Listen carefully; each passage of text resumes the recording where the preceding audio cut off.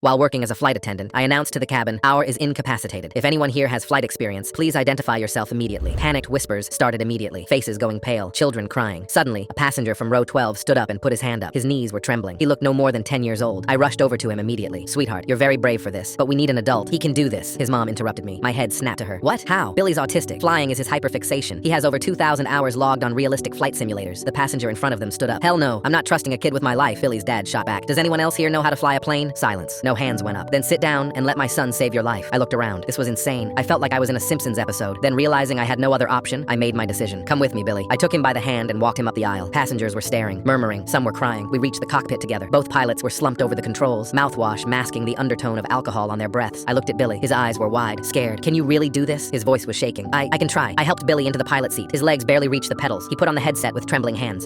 Tower? This is flight." He looked at me. "What flight is this?" 428. Billy turned back. "This is flight 428. I'm Billy. Both pilots can't fly. I'm going to try to land." I stood behind him, watching, my heart pounding. The tower responded. "Billy, what's your age and flight experience?" His voice got quieter. "I'm 10. I have 2,000 hours on Microsoft Flight Simulator. I know this plane, I think." There was a long pause on the radio. "Okay, Billy, we're going to help you. What's your altitude?" Billy checked the instruments flawlessly. 32,000 feet. Fuel says 34%. Airspeed is 420 knots. I had no idea if those numbers were right. I just stood there praying. "Good job, Billy. Now we're going to start descending slowly. Try tilt gently for me." Billy started the descent, but the plane dipped suddenly. My stomach dropped as I lunged forward, but Billy caught it. Sorry, not used to the real thing." Behind us, I heard screaming from the cabin. I ran back. Passengers were panicking. "A child is flying the plane. Both pilots are drunk." Billy's dad stood up. "Everyone listen. My son knows this plane. He's 10. His mom stood too. "This is his special interest. He's been studying aircraft since he was 4. Billy's dad again. "Anyone else want to volunteer?" Silence. I went back to the cockpit. Billy was wiping tears with one hand, still holding the controls. "Tower, where do I go?" "Reagan International. 15 minutes out. You're doing great, Billy." "I'm scared." I put my hand on his shoulder. "Me too, but you're doing amazing." The plane shook violently. I grabbed the back of the seat. Billy gripped the controls. "What's happening?" "Just wind shear, Billy. Keep it steady." Billy adjusted, hands shaking, but smooth. I watched the altimeter dropping. 10,000 feet, 7,000 feet, 5,000 feet. "Billy, deploy flaps at 5,000. "Yeah, I remember from the game." He pulled the lever. The plane shuddered. I held my breath. Landing the plane was the most dangerous part, where even experienced pilots were prone to crashing. 3,000 feet, 2,000 feet. "Deploy landing gear." Okay.